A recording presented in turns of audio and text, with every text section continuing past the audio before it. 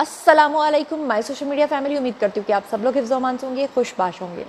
सियासी तज्ज़ियों और तबसरों के साथ आपके खिदमत में हाज़िर हूँ। आपको पता है कि DGISPR जो हैं उन्होंने अपनी एक प्रेस कॉन्फ्रेंस की है, और प्रेस कॉन्फ्रेंस पे क्यों की है? क्योंकि इमरान खान ने कन्फेशन कर लिया है। इमरान खान ने इस बात को मान लिया है कि 9 मई को करवाने के लिए ज़िम्मेदार वो ख़ुद थे।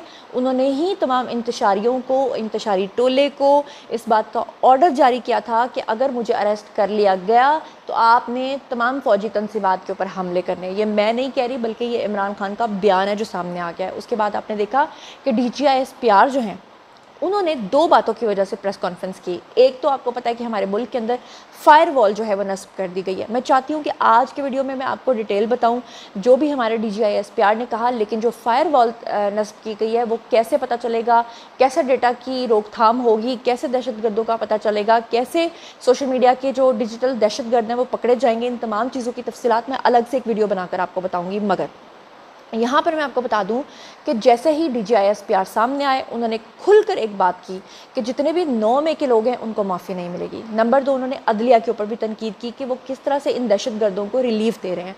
और उसके बाद हर एक को मिर्चें लग गई, और फिर जो जो लोग सामने आए और उनके मुँह से क्या क्या कुछ निकला, ये सब कुछ होगा आज के वीडियो में। तो चलिए जनाब, शुरू करते हैं। हमारे DGISPR की जो प्रेस कॉन्फ्रेंस है वो बहुत लंबी है, उसमें से जो चीदा और अहम पॉइंट्स हैं वो मैं आपके सामने रखती हूँ, फिर उसके बाद मैं बाकी चीज़ें आपके साथ शेयर करती हूँ। सबसे पहले आप ये मुलाज़ा फरमाइए कि उन्होंने कहा कि 9 मई और मनसूबा साज़ों को ढील देंगे तो मुल्क में फस्तायत फैलेगी।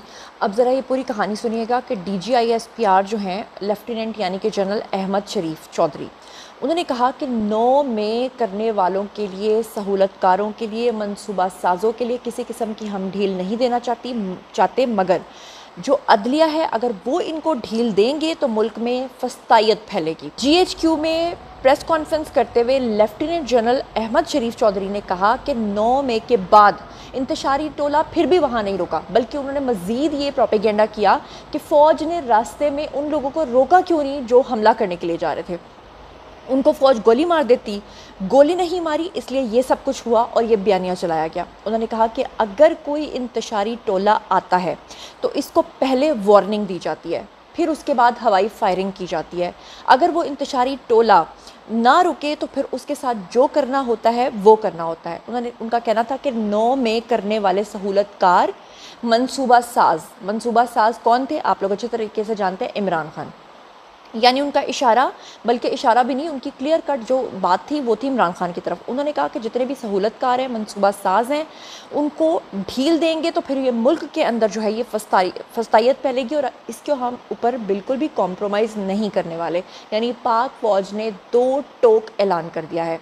बात सिर्फ यहीं तक नहीं रुकती, बल्कि उन्होंने मज़ीद इससे आगे बढ़कर क्या कहा वो मैं आपको बताती हूँ। उन्होंने कहा कि हालिया कुछ अरसे में मुसल्लह अफवाज के ख़िलाफ़ मुनज़्ज़म प्रोपेगेंडा और झूठी ख़बरों में इजाफ़ा हो गया है, इसलिए इन मामलात के ऊपर बातचीत करना बहुत ही ज़रूरी हो गया है।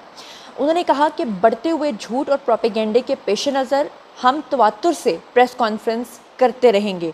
ये बड़ी ही कमाल की उन्होंने बात की, क्योंकि इससे पहले प्रोपेगेंडा इतना ज़्यादा फैल जाता है और हमारे इदारे, हुकूमत या जो हमारे DGISPR है, कोई भी सामने नहीं आता, कोई भी बताता ही नहीं है कि जनाब ये प्रोपेगेंडा था।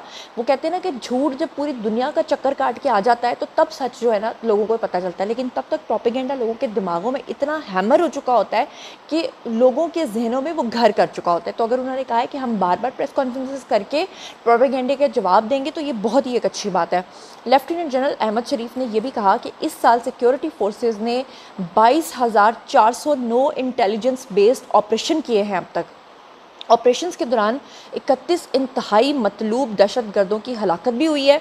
इसके अलावा उन्होंने कहा कि इदारे रोज़ाना की बुनियाद पर 112 ऑपरेशंस सर अंजाम दे रहे हैं। अब देखेंगे, उन्होंने बताया तो पता चला, अदरवाइज़ लोग ख़ासतौर पर ये जो यूथिया हैं ये बैठ के आराम से ही बात कर देते हैं कि फ़ौज तो हमारा बजट खा जाती है। फ़ौज करती क्या है? उन्होंने कहा अज़्म इस्तेहकाम के ऊपर जो ये अभी नया ऑपरेशन लॉन्च करने जा रहे हैं, वही ऑपरेशन जिसके ऊपर अज़्म इस्तेहकाम के ऊपर सबसे ज़्यादा PTI बिल बुला रही है, क्योंकि वो नहीं चाहते कि KPK के अंदर जो उन्होंने छुपाए हुए दहशतगर्द हैं उनके खिलाफ कोई ऑपरेशन हो। उन्होंने कहा कि अज़्म इस्तेहकाम के ऊपर 22 जून को नेशनल एपिक्स कमेटी का इजलास हुआ। इजलास में मुतल्लिका वज़रा और वज़राए आला और चीफ सेक्रेटरीज़ मौजूद थे।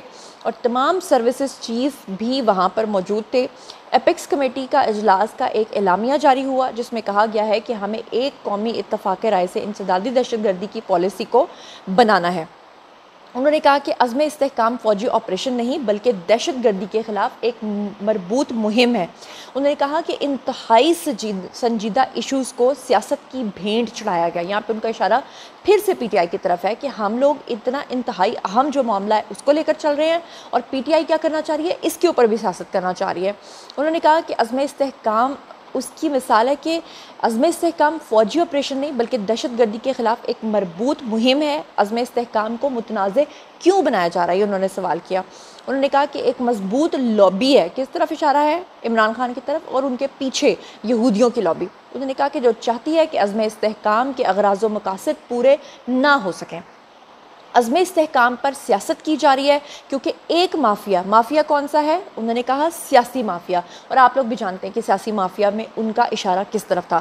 انہوں نے کہا کہ جو سیاسی مافیا ہے یہ غیر قانونی مافیا کھڑا ہو گیا ہے اور کہنے لگا ہے کہ اس کو ہم نے نہیں ہونے دینا۔ کون کہہ رہا ہے کہ نہیں ہونے دینا؟ یعنی کہ پی ٹی آئی، سیدھی بات انہوں نے دو ٹوک کی ہے۔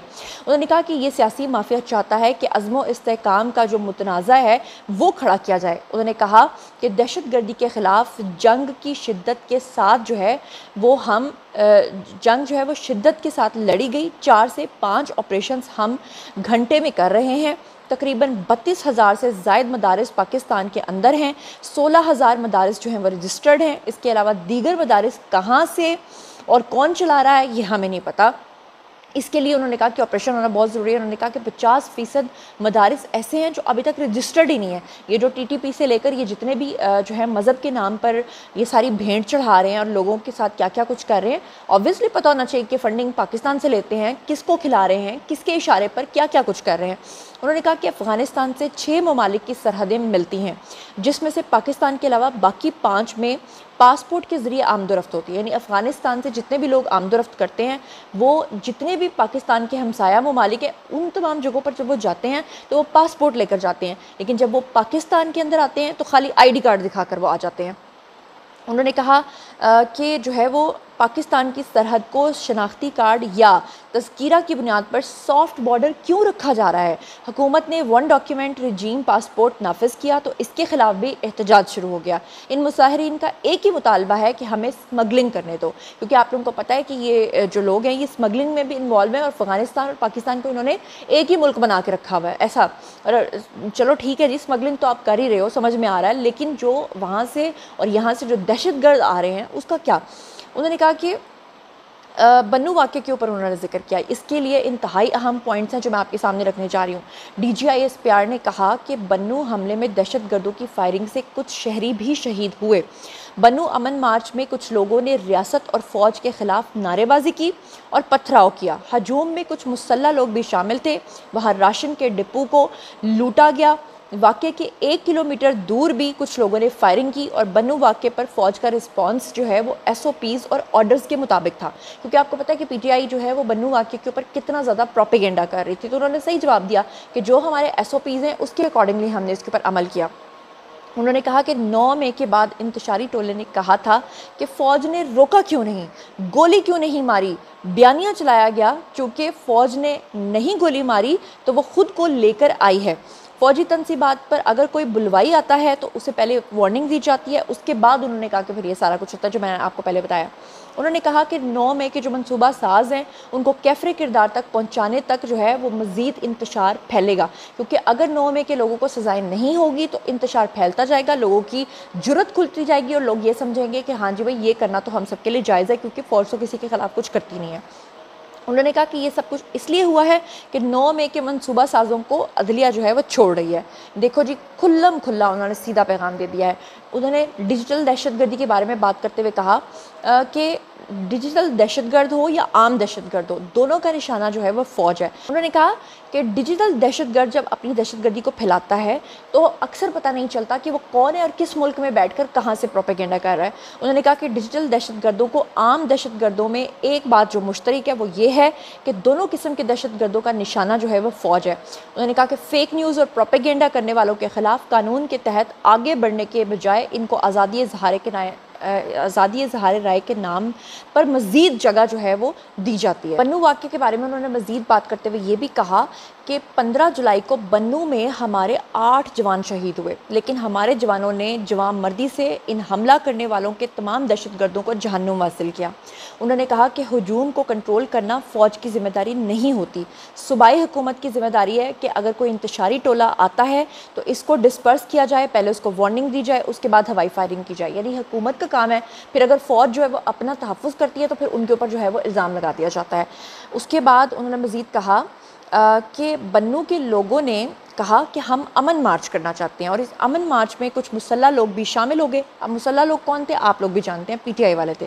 انہوں نے کہا کہ تاجروں کے امن مارچ میں کچھ مخصوص عناصر جو ہیں وہ شامل ہو گئے، انہوں نے سپلائی ڈپو کو پہلے لوٹا اور اس کے بعد ایک عارضی دیوار جو فوج کی تھی بنو کینٹ کی اس کو گرا دیا، اور اس کے بعد اس جگہ سے 1 کلومیٹر دور جو ہے وہ مسلح افراد نے فائرنگ کی اور وہاں سے ان کا جو ہے وہ جانی نقصان ہوا۔ لہٰذا بنو میں فوج نے رسپانس دیا اور ایس او پیز کے مطابق جو ہے جو کیا وہ بالکل درست کیا۔ اب جیسے کہ آپ کو پتہ ہے کہ جب بھی فوج کا کوئی رد عمل آتا ہے تو اس کے اوپر جو پھر بکے ہوئے بکاؤ قسم کے صحافی ہوتے ہیں، عدلیہ میں کچھ لوگ ہوتے ہیں بیٹھے ہوئے، ساروں کو تو میں نہیں کہہ رہی، لیکن چند ایک ایسے ہوتے ہیں کہ جو پھر اپنی باتوں سے بتا دیتے ہیں کہ پاکستان کے ساتھ وہ کتنے سنسیئر ہیں۔ اب اگر صحافیوں کی بات کریں تو چودھری شاہد محمود نے ایک ٹویٹ کیا ہے جس میں انہوں نے جو ہے وہ کاشف عباسی کا ایک کلپ شیئر کیا ہے۔ میں چاہتی ہوں کہ پہلے میں آپ کو کاشف عباسی کا بیان سنواؤں، کیونکہ انہوں نے اپنے پروگرام میں بیٹھ کر DGIS پیار کے خلاف جو ہے وہ پروپیگنڈا کرنا شروع کر دیا۔ انہوں نے کہا کہ جن لوگوں نے 9 میں کیا ہے ان لوگوں کو انتشاری ٹولہ کیوں کہا ہے؟ انتشار کا کیا مطلب ہوتا ہے؟ وہ لوگ جو انتشار پھیلاتے ہیں تو انتشاری ٹولہ نہیں کہیں گے یا ان کو سیاسی ٹولہ نہیں کہیں گے تو ان کو کیا کہیں گے؟ کیا کہہ رہے ہیں کاشف عباسی؟ ہیو اے لک۔ تھوڑا سا احتیاط سیاسی معاملات میں بھی ISPR کو کرنی چاہیے۔ آج پھر انتشاری ٹولہ، سیاسی مافیا جیسے الفاظ استعمال کیے گئے۔ جب سیاسی طور پر بیان بازی ہوگی تو اس کا ایک سیاسی رد عمل بھی آتا ہے۔ اگر یہ سمجھیں کہ ہم اگر ایک پریس کانفرنس کریں گے جو کہ سیاسی، جس میں سیاست کا آج تو بہت ہی کم اس کا تھا، صرف 9 مئی کے حوالے سے یہ چند الفاظ جو پہلے بھی وہ استعمال کر چکے ہیں، انتشاری ٹولہ، سیاسی مافیا، تحریک انصاف کے لیے، جب آپ اس طرح کے الفاظ استعمال کریں گے تو سیاسی جماعت کی جانب سے اس کا رد عمل آتا ہے۔ اسی کو ڈیجیٹل ٹیررزم کا آج میرا خیال ہے DGIS نے۔ جی جناب، آپ نے سن لیا کاشف عباسی کیا کہہ رہے ہیں۔ اس کے اوپر چودھری شاہد محمود ہیں جی، انہوں نے ٹویٹر کے اوپر آ کر رسپونڈ کیا۔ یہ اس لیے میں پڑھ رہی ہوں کیونکہ اور بھی بہت سارے لوگوں نے یہ رسپونڈ کیا۔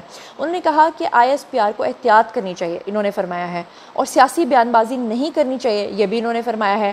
اور ملک ریاض کے ڈیش انہوں نے گالی لکھی ہے، کتے، تجھے شرم نہیں آتی؟ جب فیصل واؤڈا نے تیری ٹیبل کے اوپر فوجی بوٹ رکھا تو کیا اس احتیاط کا مشورہ ان کتوں کو دیا جو ہر وقت پاک فوج کے اوپر بھونکتے رہتے ہیں؟ لیکن بات وہی ہے نا کہ شرم تم کو مگر نہیں آتی۔ یہ ایک اور ٹویٹ آپ کے سامنے رکھ رہی ہوں۔ سید عدنان بادشاہ نے لکھا کہ آج DGIS نے جب پریس کانفرنس کی اور اس میں انہوں نے دہشت گردی اور انلیگل جو مافیا ہے اس کا ذکر کیا، تو ڈیجیٹل دہشت گردوں کو نکیل ڈالنے کی جب انہوں نے بات کی تو کسی بھی مہذب معاشرے میں ایسی بات ہو تو لوگ خوشی سے پاگل ہو جاتے ہیں کہ اب ہمارے ملک کے اندر دہشت گردی کنٹرول ہو جائے گی۔